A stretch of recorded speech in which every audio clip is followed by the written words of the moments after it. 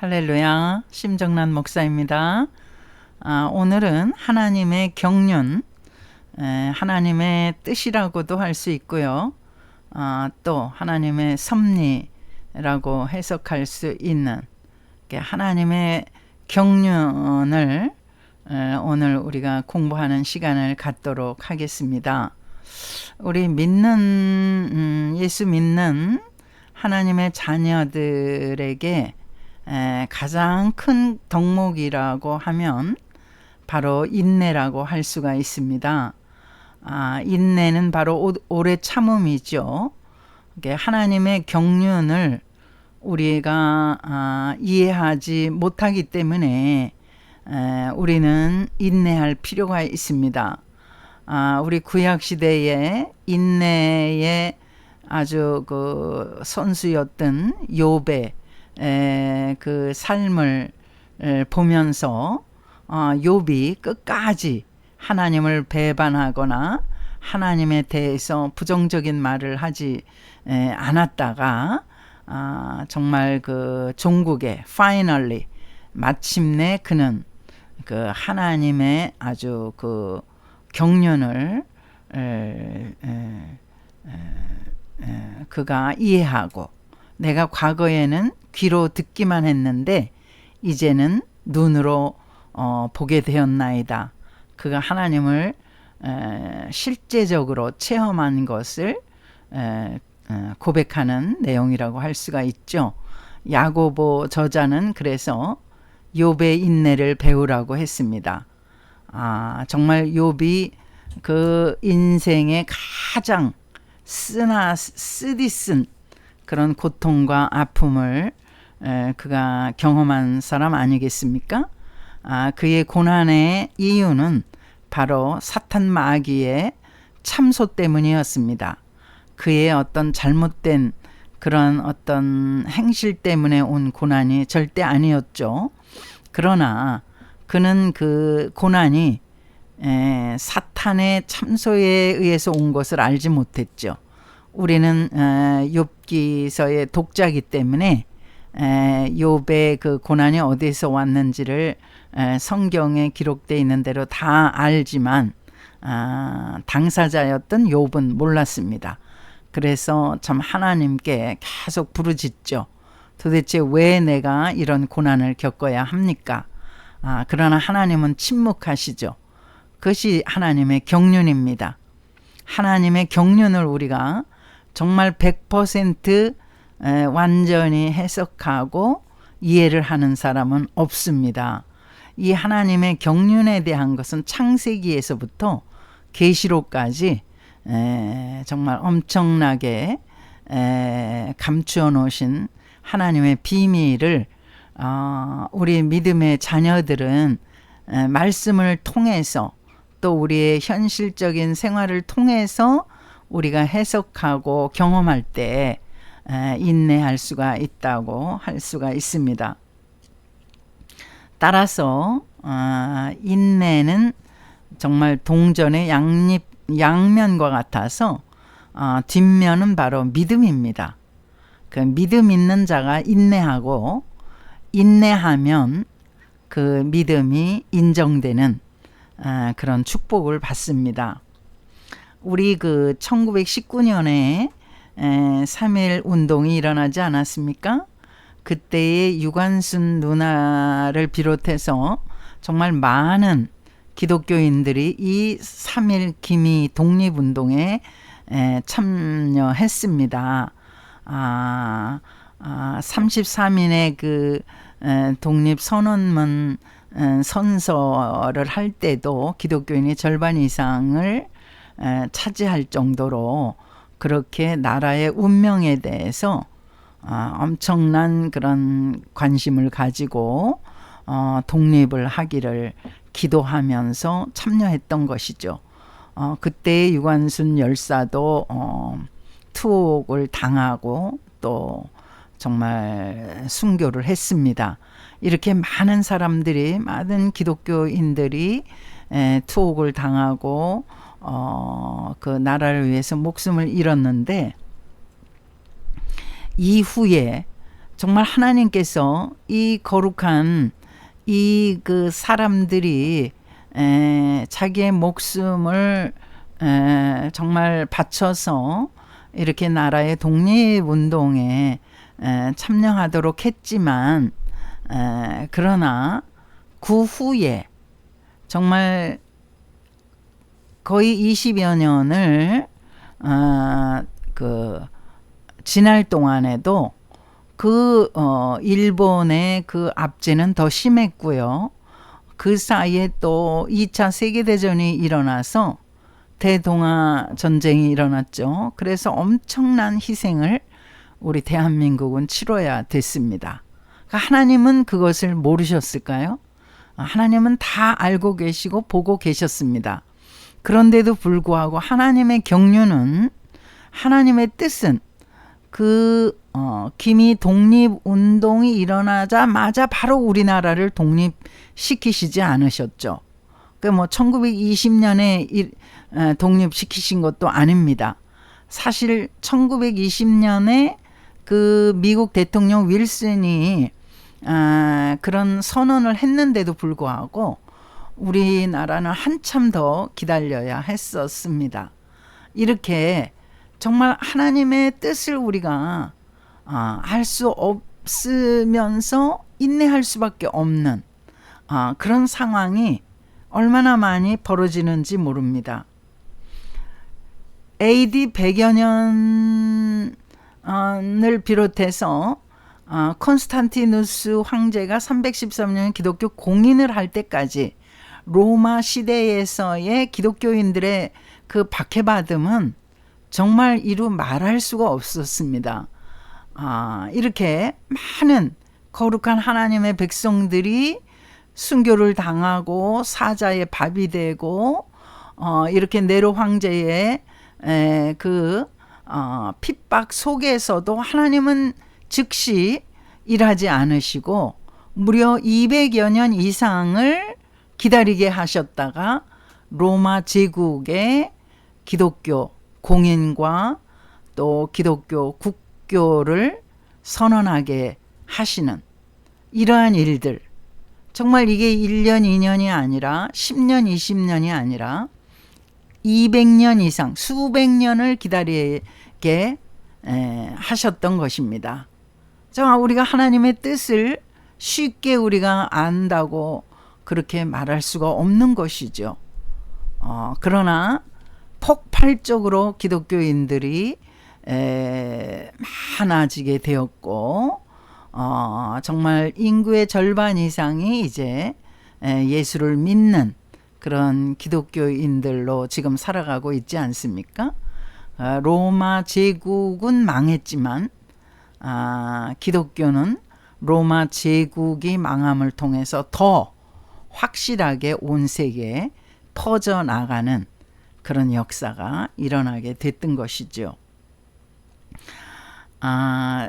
제가 터키를 여행을 한 적이 있는데요.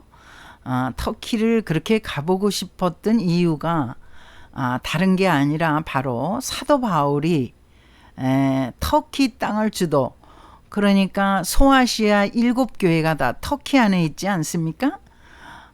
그렇게 해서 그가 유럽까지 나아가는 그런 이제 선교 그 여행을 했는데요. 사도 바울의 발자취가 저는 너무나도 보고 싶었습니다. 그래서 터키 가기를 갈망하였다가 기회가 돼서 제가 터키 방문을 하게 되었는데요. 너무나도 참 마음이 쓸쓸한 것은 그렇게 열정적으로 바울이 그 터키 구석구석을 다니면서 복음을 전했는데도 불구하고 지금 2000여 년이 지난 지금은 터키가 완전히 그 무슬림화 되었죠.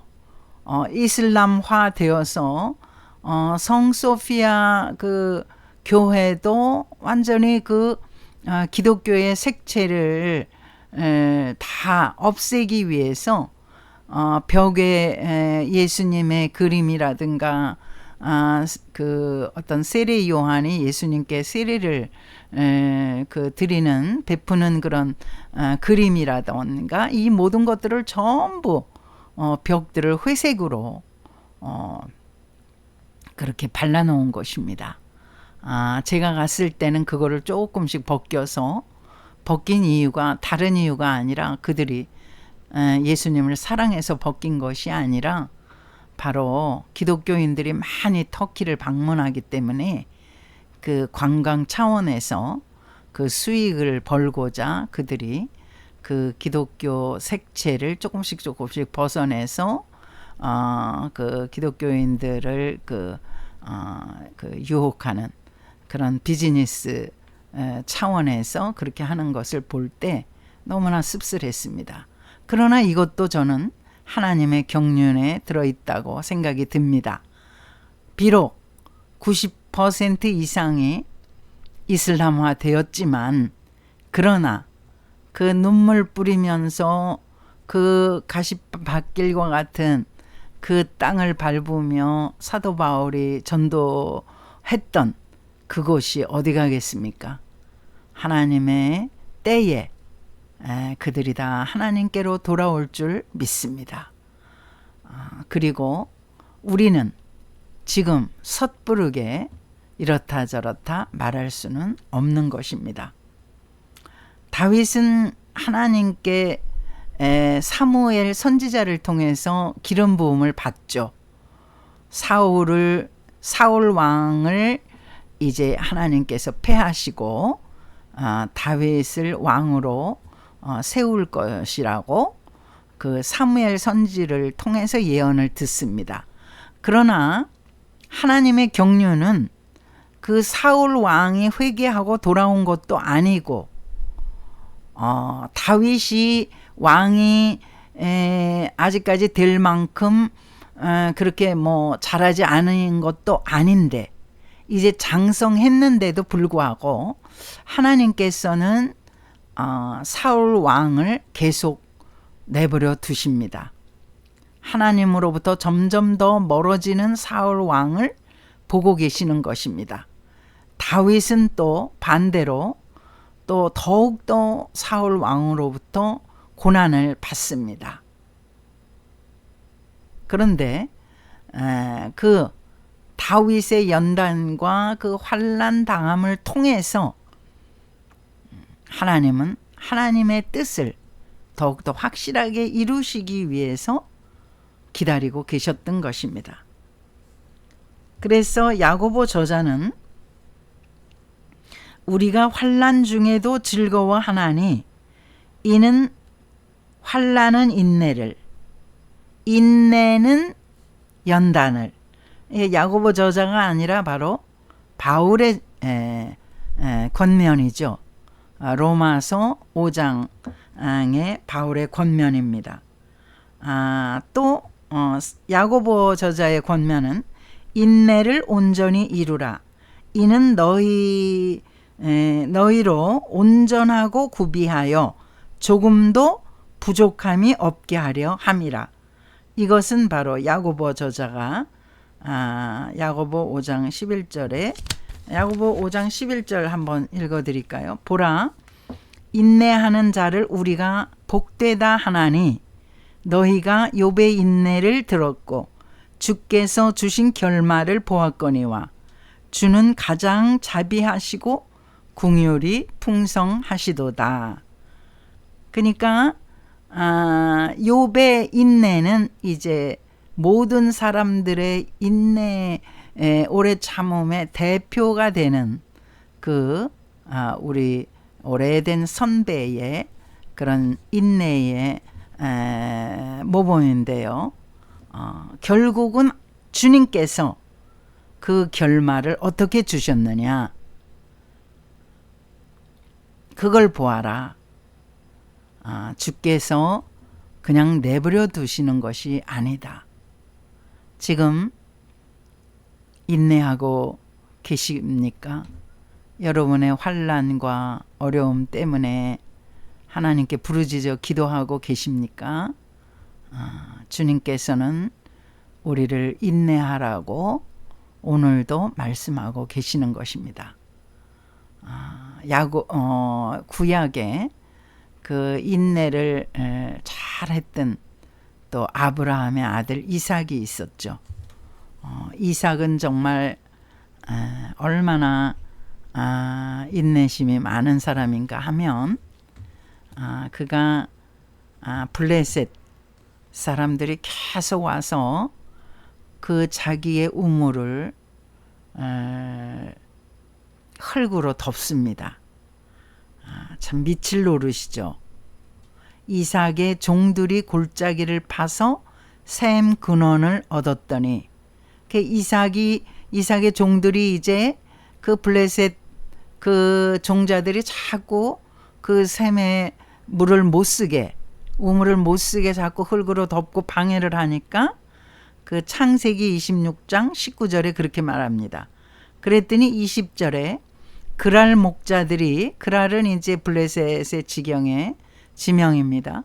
그랄 목자들이 이삭의 목자와 다투어 이르되 이 물은 우리의 것이라 하매 이삭이 그 다툼으로 말미암아 그 우물 이름을 에색이라 하였으며, 계속 우물 파고 그들은 덮고 이 우물 때문에 다툼이 많았던 것입니다. 그래서 이삭은 그들과 전쟁을 했어야 했는데 그 전쟁을 하지 않는 거예요. 전쟁을 하지 않고 그 18절에도 제가 읽어드릴까요? 그 아버지 아브라함 때에 팠던 우물들을 다시 팠으니 이는 아브라함이 죽은 후에 블레셋 사람이 그 우물들을 메웠습니다. 그러니까 아브라함 시대에 우물이 있었는데 블레셋 사람들이 그 우물을 아브라함의 후손들이 먹지 못하게, 그 물을 먹지 못하게 그냥 흙으로 덮어버린 거예요. 그래서 그 이삭이 다시금 또 이삭의 종들이 골짜기를 파서 샘 근원을 얻었더니, 이게 이제 다시 우물을 팠는데 그랄 목자들이 와서 또 우물을 덮은 겁니다. 21절 또 다른 우물을 팠더니 그들이 또 다툼으로 그 이름을 신나라 하였으며, 여기서 다투었다는 것은 무슨 전쟁했다는 의미는 아닙니다. 계속 그들이 이삭과 이삭의 그 가족들이 살지 못하도록 그렇게 우물을 거기는 이제 그 사막지대 아닙니까?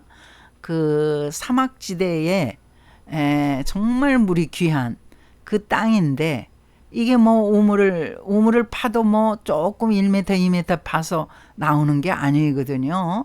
엄청 깊게 파야 되기 때문에 굉장히 힘든 일이죠. 그런데 파기만 하고 물이 나왔다 하면 그들이 와서 이렇게 못 먹게 한다는 겁니다. 그래서 결국 그 이삭은 그들과 다투지 않고 25절에 이삭이 그곳에 제단을 쌓고 여호와의 이름을 부르며 거기 장막을 쳤더니 이삭의 종들이 거기서도 우물을 팠더라. 그저 이삭의 종들이 하는 일은 우물 파는 일이에요. 블레셋 종자들이 계속 방해를 했기 때문에. 그랬더니 하나님께서 이 시기가 몇 년에 걸쳐, 10년에 걸쳐 있었는지 몇십 년에 걸쳐 있었는지 모르겠어요. 이삭은 전쟁을 하지 않았습니다. 계속 그 블레셋 사람들을 피해서 우물을 파서 또 먹다가 또 다른 곳에 가서 또 우물을 파서 먹고, 이렇게 계속 그는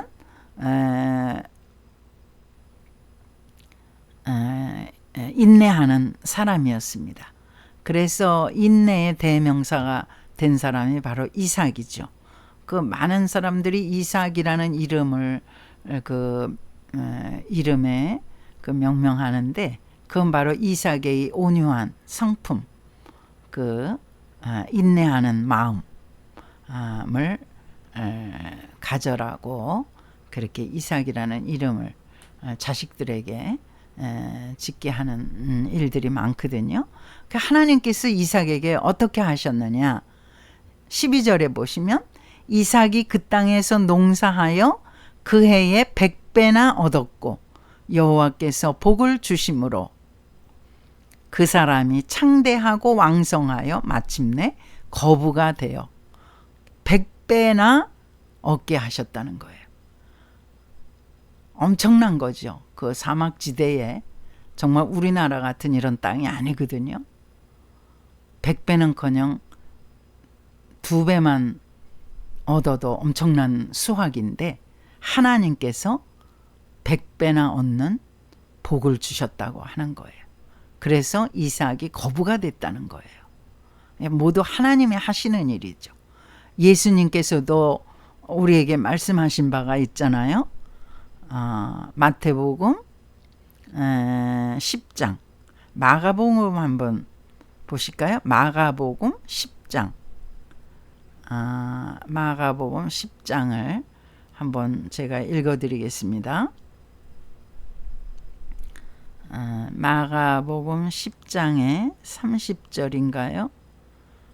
마가복음 10장 30절 29절을 읽어드리겠습니다. 29절 예수께서 이르시되 내가 진실로 너희에게 이르노니 나와 복음을 위하여 집이나 형제나 자매나 어머니나 아버지나 자식이나 전토를 벌인 자는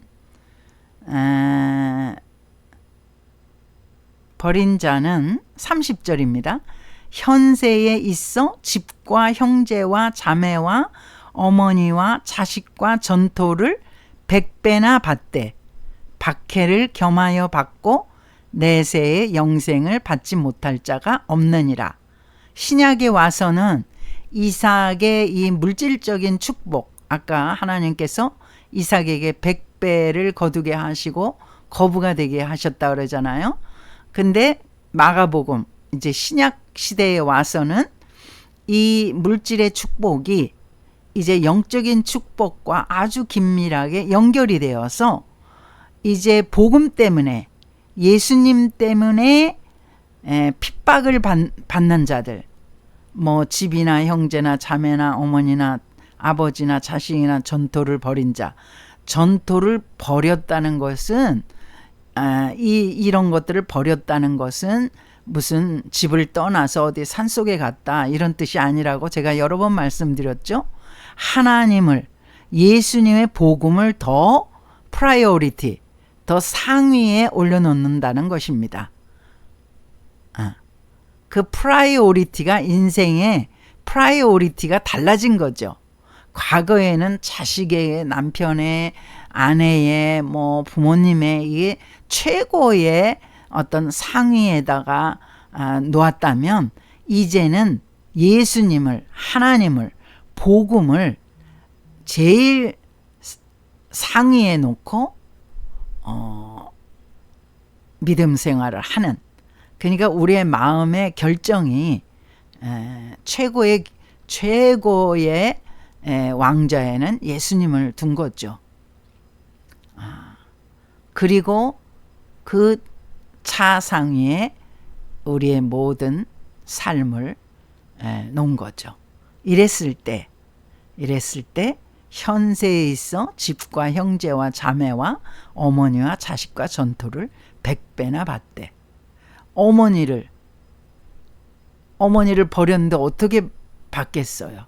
이건 버렸다는 의미가 아니라 이렇게 그 프라이오리티의 문제라고 할 수가 있습니다. 그러나 박해를 받을 수도 있죠. 우리가 복음을 전하다가 박해를 많이 받잖아요. 뭐 어디 외국에 선교 가서 박해받는 것도 있지만은 가정에서 믿지 않는 그런 상황에 처해 있을 때, 혼자 예수님을 믿을 때 얼마나 그 외로움과 그런 어떤 박해가 심합니까? 그러나 그걸 인내할 때, 지금은 오늘 주제가 인내 아닙니까? 오래 참음. 인내할 때 100배나 하나님께서 축복을 하시겠다는 것입니다. 신약 시대에는 이게 복음과 연결이 돼서 복음을 전파하는 자들이 얻는 축복, 이 땅에서 100배를 받고 내세에서는 이터널 라이프, 영생까지 얻고, 그러니까 뭐 이거는 2세, 내세가 다 축복권 안에 들어있는 것입니다.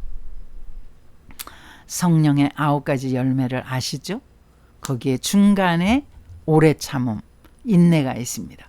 오직 성령의 열매는 사랑과 희락과 화평과 오래 참음, 이게 다 가운데 있어요. 자비와 양선과 충성과 온유와 절제이니, 이 9가지 열매 중에서도 한가운데 오래 참음이 있다는 거예요. 그러니까 이 오래 참은 그 뒷면에는 믿음이 자리 잡고 있습니다. 믿음을 가진 자가 인내할 수 있고, 인내하는 자가 결국 믿음의 축복을 받게 되는 것입니다. 우리가 세상에서도 거저되는 것은 아무것도 없잖아요. 공짜인 것 같은데 나중에 보니까 이게 다 뭐 미끼 상품이고 뭐 다 그렇잖아요. 그런 것처럼 우리가 오래 참는 이 인내는 결과가 좋습니다. Finally, 마침내 욥에게 축복하신 하나님이 우리의 인내를 보시고 우리의 인내를 통해서 우리의 성품을 단련시키시고 우리를 연단시키셔서 정말 그의 나라에 합당한 거룩한 성품을 지니고, 또 우리의 성품을 통해서, 변화된 성품을 통해서 주변의 많은 사람들을 전도하게 하시고 하나님 나라를 확장해 가시는 하나님의 경륜이라고 할 수가 있습니다. 할렐루야. 감사합니다.